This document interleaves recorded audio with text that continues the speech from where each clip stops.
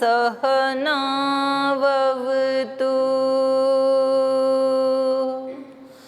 सहनौ भुनक्तु सह वीर्यं करवावहै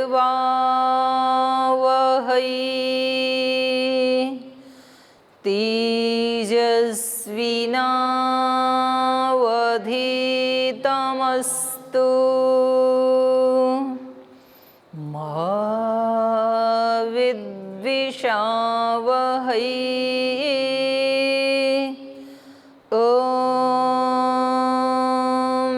शांति शांति शांति।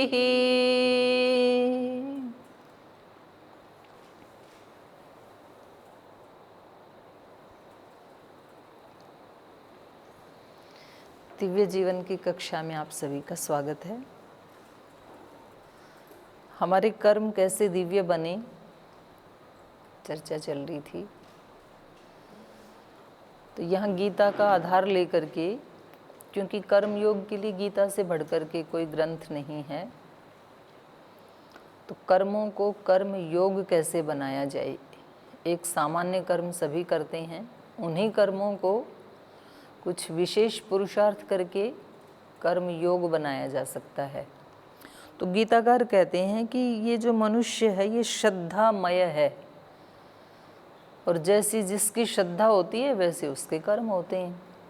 और श्रद्धा कितने प्रकार की होती है, तो इन्होंने बताया 3 प्रकार की, सात्विक, राजसिक, तामसिक, 3 प्रकार की श्रद्धा होती है। तो ये हम पढ़ रही थी श्रद्धा के बारे में। तो सात्विक श्रद्धा जिनकी होती, हमें कैसे पता चले हमारी श्रद्धा सात्विक है, राजसिक है या तामसिक है, कैसे पता लगे हमें? आपको मालूम है आपकी श्रद्धा कैसी है? सबको मालूम है कैसी श्रद्धा है आपकी?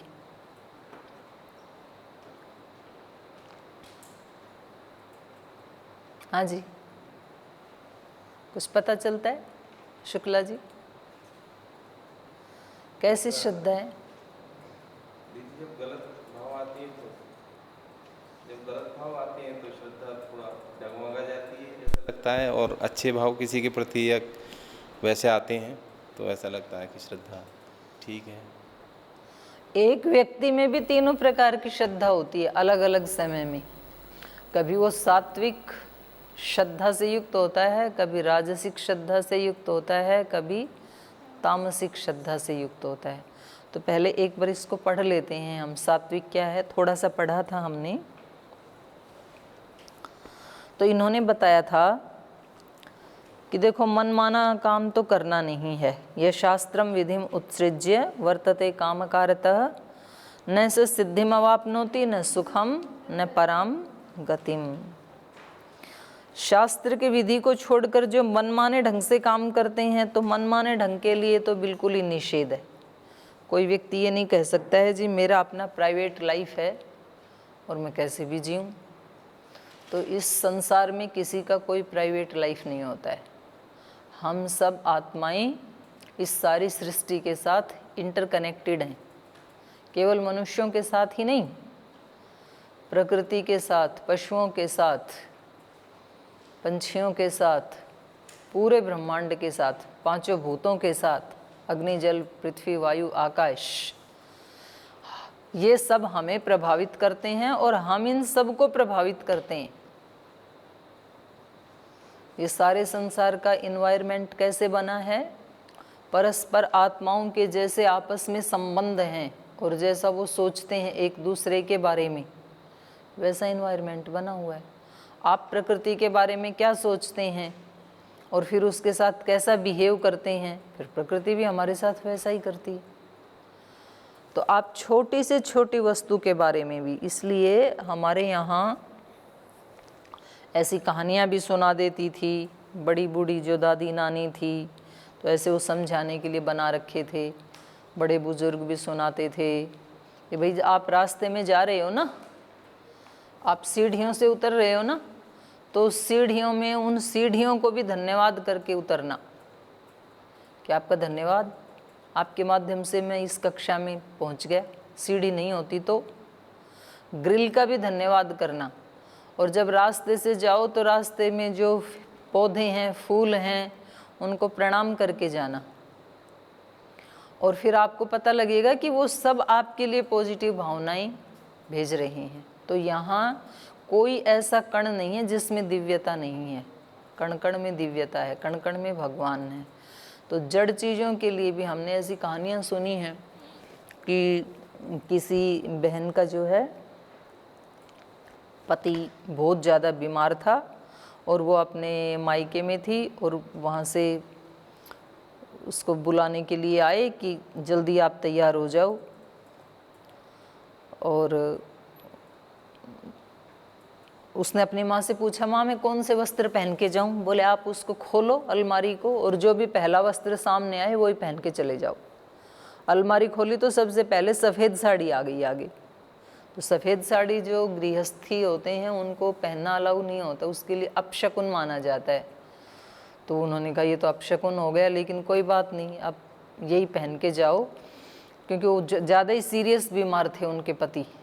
तो उसकी माँ ने कहा कि रास्ते में जाओ ना, तो जो भी आपको मिले, झाड़ मिले, बोझा मिले, वृक्ष मिले, लता मिले, फूल मिले, सूरज मिले, कुत्ता मिले, बिल्ली, कोई भी मिले, सबको प्रणाम करते जाना।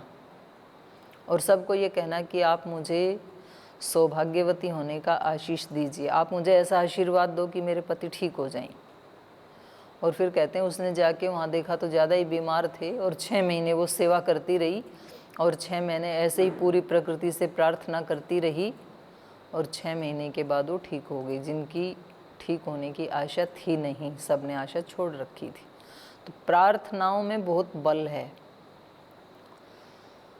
तो हमें हमारी जो श्रद्धा है वो कभी कभी हम सात्विक श्रद्धा से युक्त होते हैं, जब हम सारी जड़ और चेतन सभी वस्तुओं के प्रति कृतज्ञता के भाव से भरे होते हैं। खाना भी खाएं तो भी आप पहले कृतज्ञता ज्ञापित करें, पता नहीं किस किसान ने उसको उगाया होगा, सब्जी को, अन्न को किसी ने बना दिया, और अभी खाने की भी शक्ति भगवान ने दे दी, तो उसकी एक अलग एनर्जी बनती है।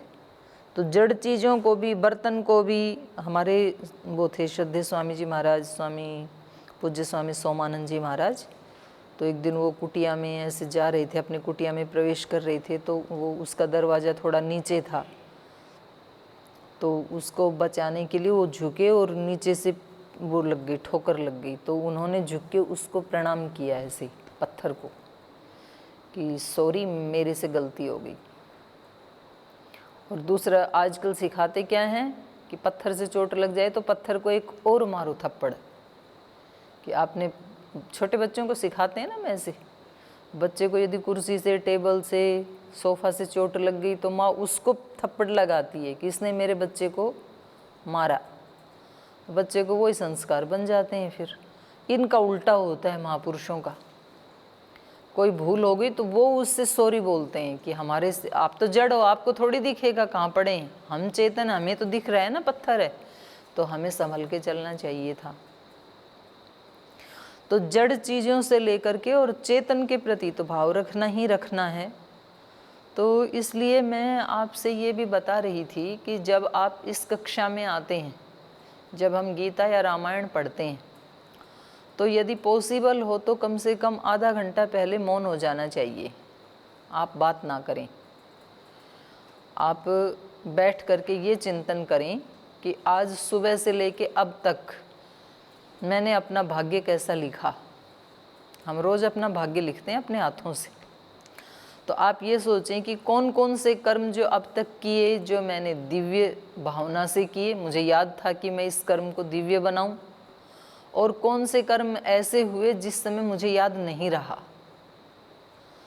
तो ये जैसा हमने उसमें सुख में पढ़ा था ना, सात्विक सुख, कि इसका अभ्यास करते समय तो ये विष जैसा लगेगा, मतलब शुरू में आपको ये अच्छा नहीं लगेगा, रोजाना की रोजाना उसका अपने कर्मों का लेखा जोखा, क्योंकि आज तक तो कभी किया ही नहीं, रूटीन में कर रहे हैं, और आज एकदम से मन को कहते हैं कि बस अब चुप हो जाओ, तो मन को अच्छा नहीं लगता है। मन कहता है कि अच्छा भला हंसी खुशी का माहौल था, क्या आपने ऐसी ला दी, मतलब एकदम से सन्नाटा सा छा दिया, सब मौन कर दिए, तो सब जगह तो दिव्यता ही है, तो क्या ज़रूरत है चुप होने की। तो उस आवाज़ को सुनना मत, और आप कहना कि ये ऐसा सुख है जो शुरू में विष जैसे लगता है, लेकिन वो पैदा होता है अभ्यास से, और अभ्यास ऐसे ही किए जाते हैं, ऐसे ही शुरुआत होती है अभ्यास की। अभ्यास का मतलब ये थोड़ी है कि बस केवल सुबह शाम ऐसे बैठ गए और दिन में दे दी छूट अपने मन को कि हम कैसे भी कोई भी काम करें ना। अभ्यास तो ऐसी चीज़ है, बार बार करने का नाम ही अभ्यास है। अभ्यास कहते किसको हैं? जो बार बार किया जाए। जैसे कोई व्यक्ति वीणा का अभ्यास करता है तो इसका मतलब क्या है? रोज रोज करे उसी टाइम पे, और हो सके तो दिन में भी करे। एक व्यक्ति कोई क्रिकेट खेलता है, उसको बेस्ट क्रिकेटर बनना है, तो क्या करता है? जब टाइम मिले बैट बॉल उठा लेता है। तो अभ्यास तो नाम ही इसी का ही है कि जब टाइम मिले, जब याद आए तुरंत उसको करो, और फिर वो एक दिन बन जाते हैं बेस्ट क्रिकेटर। सचिन कोई एक दिन में थोड़े ना इतना बड़ा क्रिकेटर बना, वर्षों लग गए। तो यदि संभव हो तो आप आधा घंटा पहले मौन हो जाएं और आप ध्यान करें, सुबह से लेकर शाम, मतलब 4 बजे तक या 4:30 बजे तक जो जो आपने काम किए, उनमें से कौन से ऐसे काम थे जो आपको याद था करते समय भी, और उसको आपने पहले की बजाय आज और बेहतरीन किया, अच्छे से किया। और कौन से काम ऐसे हो गए कि वो पहले की तरह ही हो गए, ध्यान नहीं रहा, बाद में याद। तो ये शुरू में आपको बुरा लगेगा, लेकिन 1 महीने में ये चमत्कार लाएगा जीवन में। परिणाम होता है अमृत जैसा। और 1 महीने में जो आपको खुद अनुभूति होगी ना, तो फिर आपकी आगे यात्रा बढ़ेगी इस मार्ग में। वरना तो शब्द ही होते हैं फिर, मतलब बोलने वाला बोलता जाता है, सुनने वाला सुन लेता है, परिवर्तन कुछ भी नहीं आता है।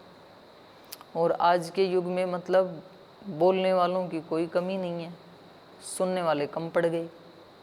आप फेसबुक पे देखो, व्हाट्सएप पे देखो, चैनल्स पे देखो,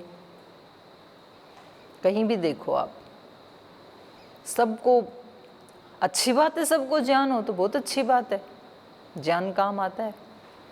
लेकिन जीने वालों की संख्या कम है। जो जानते हैं उनको भी जीने में, मतलब वो 100% नहीं जी पाते हैं उसको,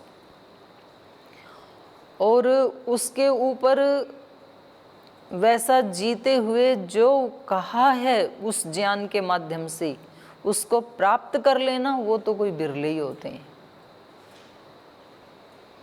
तो हमें मतलब जितना अभ्यास हम कर सकते हैं, चलो हम एक जंगल में बैठे हुए किसी योगी सन्यासी का जितना अभ्यास नहीं कर सकते, क्योंकि वो अभ्यास करता है क्षण और क्षण के क्रम में, एक एक क्षण जो बीत रहा है ना, वो उसमें अभ्यास करता है कि एक क्षण भी ऐसा तो नहीं गया कि बीच में मिस हो गया हो, कुछ और आ गया हो जब मैं जागरूक नहीं था।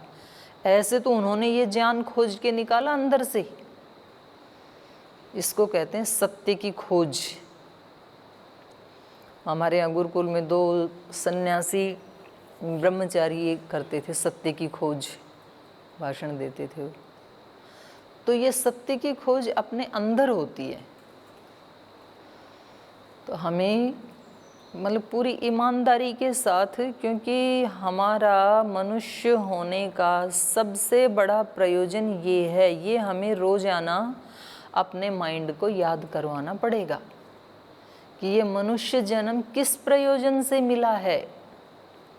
केवल मात्र ये खाना पीना, परिवार को पालना, इतने मात्र, ऐसे तो फिर पशु भी हैं ही, अपना अपना परिवार पाल ही रहे हैं, वो भी अपना अपना परिवार, घर मकान बना रहे हैं, खाना भी खाते हैं। इतने मात्र के लिए नहीं मिला है, प्रयोजन कुछ और भी है, और वो मुझे पूरा करना है, क्योंकि वो कोई दूसरा पूरा नहीं कर सकता है।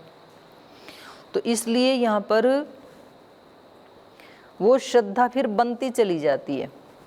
जिस समय हम राजसिक या तामसिक श्रद्धा में होते हैं, राजसिक का मतलब होता है कि जब हम कुछ ऐसे विचार करते हैं कि मैं दूसरे को कष्ट कैसे पहुंचाऊं,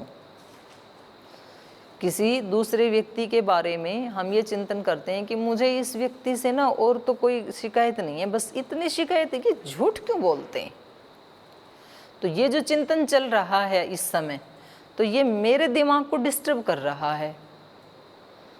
तो एक बार उसका सोच के फिर उसको हटा दो, बार बार नहीं सोचना, नहीं तो उसका वो तो सुधरने का है नहीं।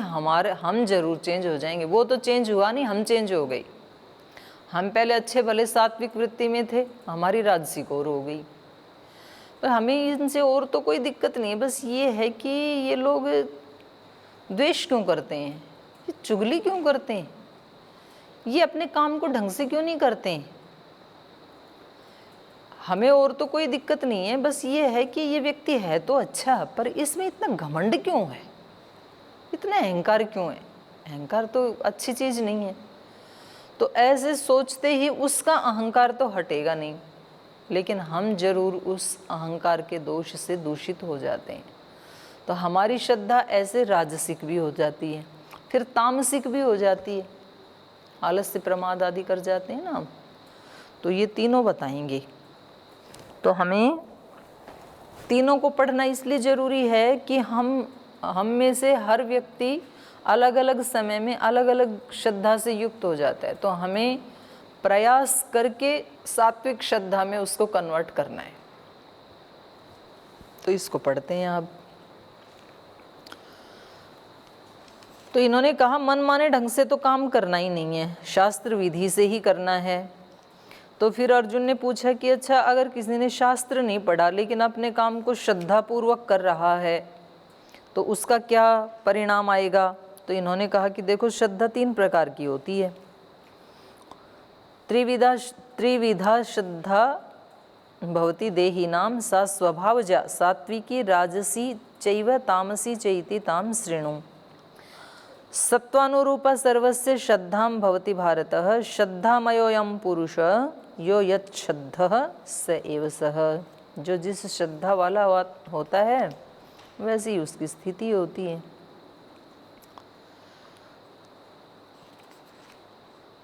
तो अब इनका वो बता रहे हैं, 3 प्रकार का विभाजन बता रहे हैं। सबसे पहले सात्विक श्रद्धा, हमारी श्रद्धा सात्विक है, हमें कैसे पता लगे। तो बोले, जब आप दिव्य शक्तियों का आह्वान कर रहे होते हैं, देवों को, देखो यहाँ पर यजन्ते शब्द डाला है। यजन्ते सात्विका देवान यक्ष रक्षांसि राजसाः प्रेतान् भूतगणाश्चान्ये यजन्ते तामसा जनाः। ये 17वें अध्याय का 4 नंबर श्लोक है। सात्विका देवान यजन्ते, देवान पूज्यन्ते या पूजन्ते ऐसे नहीं है। 17वें अध्याय का 4 नंबर श्लोक, 17:4। तो जो सात्विक जिसकी श्रद्धा है, जो सात्विक श्रद्धा वाले हैं, वो किसकी पूजा करते हैं? देवों की। देवों की पूजा करना मतलब, एक तो देव हमने उस दिन चर्चा की थी, बाहर वाले देव, माता पिता गुरुजन विद्वान वरिष्ठ जन, तो वो उनको यजनते, उनका यजन करते हैं। यजन मतलब यज धातु से बना है। यज देव पूजा संगतिकरण दानेशु, 3 अर्थ हैं उसके। यजनते के 3 अर्थ हैं। देव पूजा, पूजा का मतलब क्या है? जिस मिशन में वो लगे हम भी उनके प्रति वैसा ही भाव रखें। संगतिकरण, ऐसे लोगों से मिलजुल के चलें, उनसे अलग ना हटें। और दानेशु, दान, अपने पुरुषार्थ का उनको दान दें, मतलब अपने कर्मों से। जैसे ब्रह्मचारी के लिए आता है कि वो अपने तप से अपने आचार्य को खुश करता है, तो हम अपने माँ बाप को किससे खुश करें? अपना सात्विक जीवन का दान दे करके। सात्विक वाणी, सात्विक कर्म, सात्विक वचन, सात्विक व्यवहार, नहीं तो माता पिता को लोग बहुत भला बुरा भी बोलते हैं, माता पिता से नाराज़ भी हो जाते हैं, कोई कोई उनको वृद्धाश्रम में भी छोड़ाते हैं। और अब तो मतलब मानवता इतनी नीचे गिर गई कि कोई पिटाई भी करते हैं और घर से निकाल देते हैं। बड़ा आश्चर्य होता है कि मतलब ये मनुष्य योनि में कैसे असुर हैं, होश ही नहीं है कि हम क्या कर रहे हैं। और दूसरे देव हैं हमारी इंद्रियां। ये इंद्रियां हमारी दिव्यता से सारे काम करें। हमारी आँख की दिव्यता, हमारे कानों की दिव्यता, हाथों की दिव्यता, वाणी की दिव्यता, ये सब सात्विक श्रद्धा का प्रतीक है। मतलब व्यक्ति पूरे दिन भर ध्यान रखे कि भाई वाणी से कोई ऐसा शब्द ना निकले जो दिव्य ना हो, जो भी बोलें वो दिव्य बोलें, जो देखें वो दिव्य देखें। तो ये भी देव है ना, चक्षु भी। कानों से जो सुने वो दिव्य सुने। भद्रं कर्णेभिः शृणुयाम देवा, वहाँ भी वेद में भी कहा कि हम कानों से भद्र सुने। आप बोलोगे जी ये हमारे हाथ में थोड़ी है, पता नहीं कोई कैसा क्या सुनाई, तो हम भद्र कैसे सुने। अगर कोई व्यक्ति गलत गलत बोल रहा है तो हम क्या करेंगे फिर वहाँ, तो फिर वहाँ हम उदार चेता हो जाएंगे, उदार चित्त वाले। ठीक है, इनके ऐसे संस्कार हैं, कोई बात नहीं। और बाहर वालों की बातें तो हम बहुत कम सुनते हैं। सबसे ज़्यादा हम किसकी बात सुनते हैं? खुद की। हमारे अंदर जो आत्म संवाद चलते रहते हैं ना, सबसे ज़्यादा उसको सुनते हैं। तो कम से कम हम अपने अभद्र संवाद ना सुने। जैसे ही कोई विचार आया और तुरंत हमने उसको रिजेक्ट कर दिया। हमारे अंदर ऐसा सेंसर लगा हुआ है पर हम उसका यूज नहीं करते हैं, भगवान ने लगा रखा है। कोई विचार आते ही हमें पता लगता है कि नहीं ये ऐसा सोचना तो मेरे लिए ठीक नहीं है, तुरंत उसको डिलीट। ये जड़ मशीनों में भी जिनमें सेंसर होता है तो वो थोड़ा भी कोई डिफ़ॉल्ट आ जाए उसमें तुरंत वो प्रोडक्ट को दूर कर देती हैं। जैसे पदार्थ में हमने लगा रखे ना बड़ी बड़ी मशीनें, तो उसमें वो ऑटोमेटिक सिस्टम है, तो उसमें वो तेल भरते रहते हैं, फिर वो अपने आप ढक्कन, वो चूर्ण आदि बनाते हैं, भरता रहेगा, फिर वहाँ जाके सेंसर उसमें ढक्कन लगाएगा। अगर किसी का ढक्कन टेढ़ा है, लूज है, तो वो तुरंत वो डिब्बे को बाहर फेंक देते हैं, उसको आगे नहीं निकालते हैं। फिर उसको भी इतना पता है। हमारे अंदर भी ऐसे सेंसर फिट किए हुए हैं भगवान ने। जैसे ही कोई विचार आके मन को खराब करे तुरंत हटाओ उसको, ऐसा अभ्यास। तो ये है देवान यजन्ते। जब हमारी सात्विक श्रद्धा कभी कभी तो होती है, और कभी जब हमें बनानी है अपनी श्रद्धा को सात्विक, तो हम क्या करें? दिव्य शक्तियों का आह्वान करें, अपने अंदर भी और बाहर भी। तो ये पहचान है सात्विक श्रद्धा की। सात्विका देवान यजन्ते यक्ष रक्षांसी राजसाहा। जो राजसिक श्रद्धा वाले हैं वो किसको बुलाते हैं, किसकी पूजा करते हैं? वो करते हैं यक्ष और राक्षसों की। यक्ष धन का देवता माना जाता है, तो जिनके जीवन में हमेशा येन केन प्रकारेण धनम अवाप्नोमि प्राप्स्यामि, ऐसे भाव आता है कि कैसे भी मैं धन कमाऊं बस। मतलब वो ड्यूटी भी किस लिए करते हैं? क्योंकि हमें पैसे, सैलरी मिलेगी। अगर सैलरी ना मिले तो वो 2 मिनट भी काम करने को राजी नहीं है। और वो मतलब काम भी कैसे करते हैं? पूरा करना है हमें 8 घंटे। सुबह एक बार ऑफिस गए तो शाम को जैसे बस वो घड़ी देखते रहते हैं, तो वो 4 बजे छुट्टी होती है, तो मतलब अपने मन से तो वो 5 बजे छुट्टी होती है तो 4 बजे से ही कर लेते हैं। अब चाय पियेंगे, अब थोड़ा वॉशरूम जाएंगे, इधर उधर घूमेंगे, घड़ी देखते रहेंगे, और मतलब 4:45 बजे तो वहाँ वो जो अंगूठा लगाना होता है ना, आजकल तो मशीन वाला सिस्टम आ गया। तो मैं देखती हूँ अपने हरिद्वार में, एक बार दोपहर में खाना खाने के नाम पे 1 घंटा लेंगे, फिर इधर उधर घूमेंगे। मतलब उनको टाइम पूरा करना है केवल। लेकिन ये इसके पीछे ये संस्कार किसको बाधा डालेंगे? किसका बुरा कर रहे हैं आप? ये चीटिंग आप मालिक के साथ कर रहे हो कि अपनी आत्मा के साथ कर रहे हो? ये जो आप प्रमाद के संस्कार बना रहे हैं, ये आपकी तामसिक श्रद्धा है।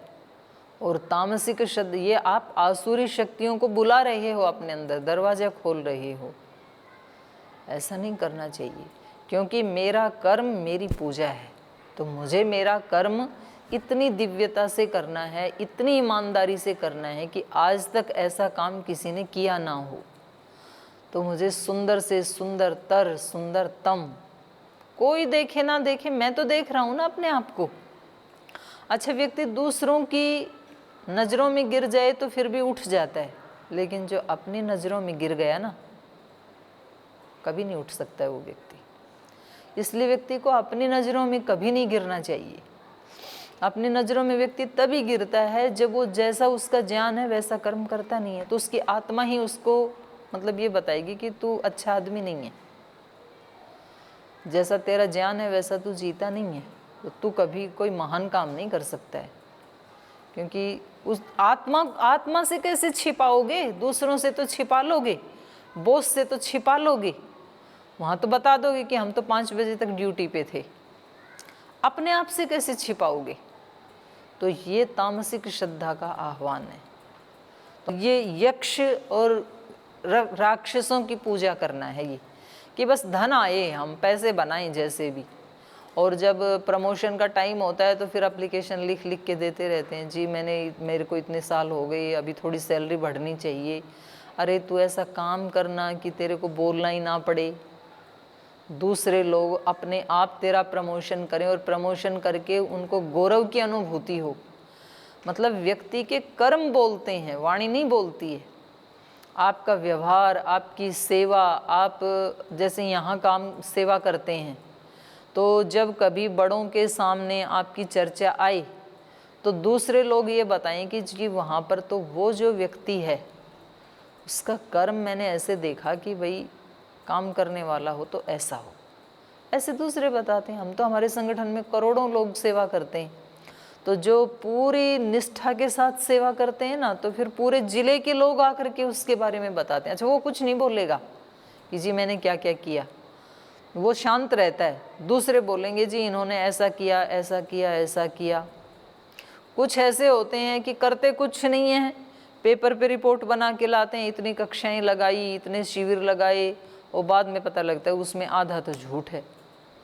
तो वो फिर वो ज़्यादा उन्नति नहीं कर पाते हैं। थोड़े दिन हो सकता है उसको मंच पे बुला लिया जाए, उसको महाराज जी से आशीर्वाद मिल जाए, लेकिन फिर 2-4 महीने के बाद वो उसका सेंसर उसको बाहर कर देता है। और कुछ ऐसे भी होते हैं जिनके बारे में कुछ लोग छिपाते हैं और वो भी नहीं बताता है, वो अपनी सेवा किए चला जाता है, लेकिन वो ज़्यादा देर नहीं छिपा सकते हैं। 4-6 महीने के बाद उसकी सच्चाई सामने आती है, दूसरे लोग बताने लग जाते हैं कि जी ये तो बड़ी सेवा कर रहे हैं।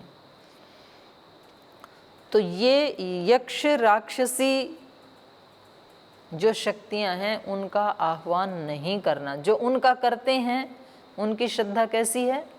राजसी। तो देवान यजन्ते सात्विका यक्ष रक्षांसी राजसाहा। जो राजसिक लोग होते हैं वो यक्ष और राक्षसों की पूजा करते हैं। और प्रेतान भूतगणश्च अन्य यजन्ते। कुछ ऐसे भी हैं कि जो भूत प्रेत तंत्र मंत्र, स्वामी जी की भाषा में षड्यंत्र, वो ऐसे ऐसे मतलब पूजा करते हैं कि दूसरे का बुरा करना है। कोई ऐसा तांत्रिक मिल जाए, कोई ऐसा ताबीज़ दे दे, कोई ऐसी दवा दे दे, कोई ऐसी जड़ी बूटी दे दे जिसको घोल के पिला दें और दूसरा पीते ही मर जाए, ऐसे भी लोग हैं। अच्छा, ये जो देवी के ऊपर जो पशुओं को काट काट के चढ़ाते हैं, तो उनकी श्रद्धा तो है देवी के प्रति, लेकिन ये कैसी श्रद्धा है भाई? आप उसके तो सारे प्राणी उसी के ही बच्चे हैं, वो सबकी माँ है, जगत जननी। और किसी माँ के बच्चे को ही काट के माँ के सामने परोसा जाए तो माँ खुश होगी कि नाराज होगी? तो वो आपको शाबाशी देगी कि शाप देगी? भाई उसी के बच्चे को काट दिया तुमने, उसने तो बनाया था उसको, उसने तो पैदा किया था। तो ये इस प्रकार की जो यजन है, इस प्रकार की जो भक्ति हम दिखाते हैं, ये श्रद्धा कैसी है? तामसिक श्रद्धा कहा इसको।